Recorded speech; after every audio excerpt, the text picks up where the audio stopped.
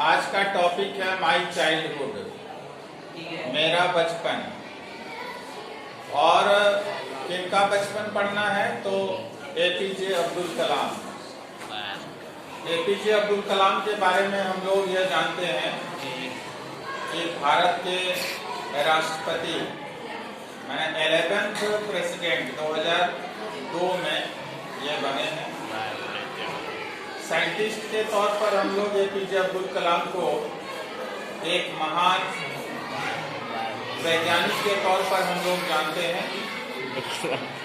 इन्होंने काम किया था स्पेस, और हमने ये लिखा डिफेंस यानी अंतरिक्ष, हमारा रक्षा, और न्यूक्लियर टेक्नोलॉजी यानी आणविक जो टेक्नोलॉजी है उस पर इन्होंने काम किया। और उन्हीं के अथक प्रयास से भारत जो है सो 21st सेंचुरी में आज सबसे मजबूत स्थिति में है। इसमें एपीजे अब्दुल कलाम को बुलाया नहीं जा सकता। तो उनका बचपन जो है, उन्होंने किताब लिखा, उसका नाम है wings of fire. Wings of fire का थोड़ा सा अंश क्लास 9 में दिया गया है कि उनका बचपन कैसा था। इनका जन्म जो है यहाँ लिखा हुआ है कि मिडिल क्लास तमिल फैमिली में हुआ। आइलैंड टाउन यानी टापू वाला जो शहर है जिसे हम बोलते हैं रामेश्वरम, मद्रास स्टेट में यहाँ पर लिखा हुआ पड़ता है। आज वो मद्रास का नाम बदल गया है, जिसका नाम है चेन्नई। इनका जन्म हुआ यानी रामेश्वरम, मद्रास यानी साउथ इंडिया में जन्म हुआ। और ये अपने पिता के बारे में बोलते हैं कि इनके पिता का नाम जैनुलाब्दीन है, और ये ज्यादा पढ़े लिखे नहीं हैं और ज्यादा धनी भी नहीं है। और लिखा गया है कि इन चीजों की कमी के बावजूद भी वो किसी भी बच्चों को, यानी विशेषकर यहाँ पर लिखा गया, अपने बारे में बता रहे हैं, उनको पढ़ने के लिए या और भी आवश्यकताओं को पूर्ति करने के लिए किसी भी प्रकार का कोई कमी नहीं दिया गया। इनकी माँ का नाम है असीमा,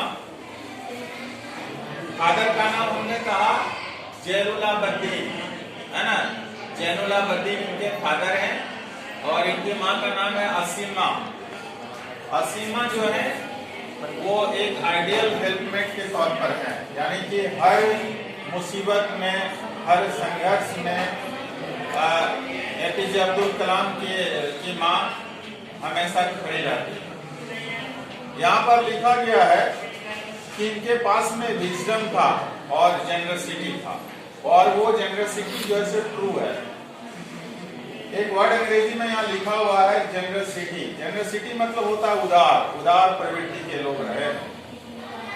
उदारता कहने का मतलब यहाँ पर ये लिखने का अभिप्राय ये है, इनके घर में कितना आदमी रोज खाने पर आते थे या खाना खाते थे, इसका कोई आंकड़ा नहीं दिया गया। यानी बहुत सारे लोग इनके घर में रोज खाना खाते थे एपीजे अब्दुल कलाम के यहाँ। और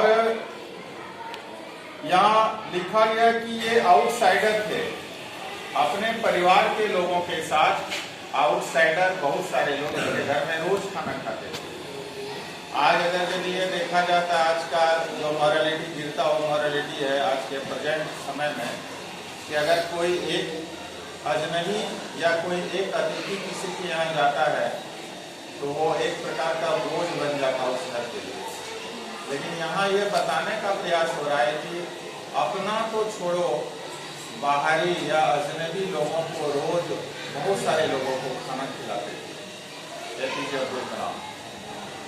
समझ सकते हैं कि कितना ज़्यादा इनका जो नेचर है, इनके परिवार का जो कल्चर है वो कितना उदार है।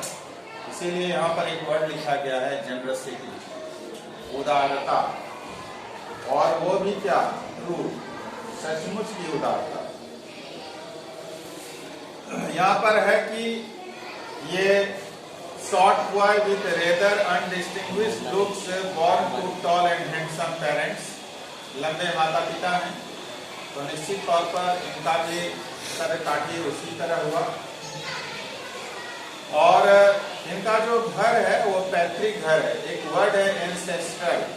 एंसेस्ट्रल मतलब पैतृक, पुरखों का घर, पूर्वजों का घर है। और ये 19वीं सेंचुरी के मिडिल में बनवाया गया था। ये फेयरली लार्ज पक्का घर है, पक्का घर, बड़ा घर है। और किससे बना है तो लाइमस्टोन और ब्रिक से बना हुआ है। लाइमस्टोन मतलब चूना पत्थर, और ईंटा से इनका वो घर बना है।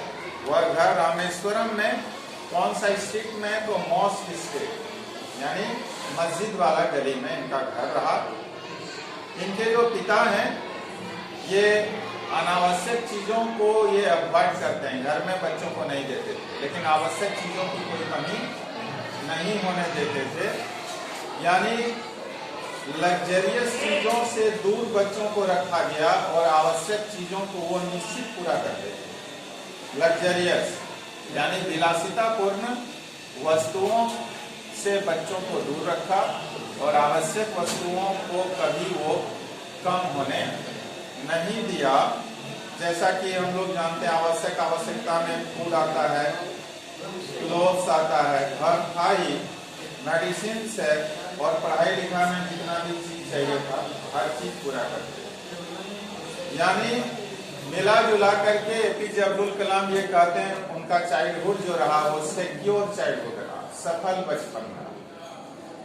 नहीं वो लाइन है कि बचपन हर गम से बेगाना होता, बचपन हर गम से बेगाना होता, ये इनका भी वही उसी तरह था। गम नहीं था, आवश्यकता पूरा हो ही रहा था ना, तो काहे का गम।